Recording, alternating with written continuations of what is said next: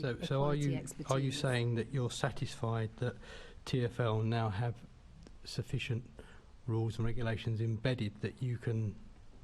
Would you not want to still have some oversight of that though? Well, it's not necessary for me to have oversight over TfL, because I'm sure that they come to the London Assembly to report on. Yeah, but you are the person in charge of equality for the GLA, aren't you? Yeah, yes, and isn't that part of our family? Isn't the GLA? Isn't the transport? It's a functional. Yes, it's part of the function. It's part of the functional family. Yes, but it's not. So would you GLA. ensure then at least that TfL give the equality and the basic human right for bus drivers to use the toilet at the end of a route? Could you ensure that as a basic human right, do you think?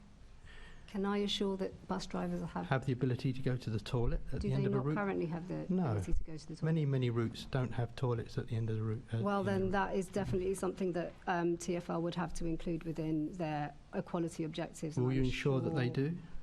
I mean, I can talk to Seb Dance and I can talk to the transport team, but I don't have actual responsibility for TfL and the way in which they promote equality. Sorry to interrupt in this, but I think you've actually uncovered something that makes our scrutiny of the EDI objectives and strategy really very difficult.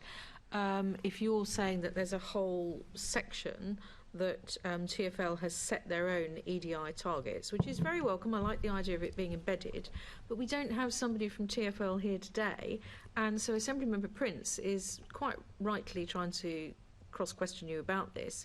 So really we need to know who the person is who would be responsible, and I would hope that our committee clerks and our scrutiny team would be able to find that out. Perhaps you would be able to help share with that name. I'd be happy to do that, definitely. But you also mentioned MOPAC is doing the same in relation to the police. And now, I wouldn't want to step on the toes, and I can see an awful lot of members of the Transport Committee who are surrounding me on this committee, and there are members of the Police and Crime Committee who are here, but surely as a joined-up approach, oversight should be looking at how EDI is being dealt with across all different parts of the GLA family. And I haven't mentioned the LFB, but obviously the same would apply. I mean, is the committee content that we should try? Well, as a member of the Transport Committee, Chair, I would welcome it that we have we have a very thorough scrutiny of EDI across all our family.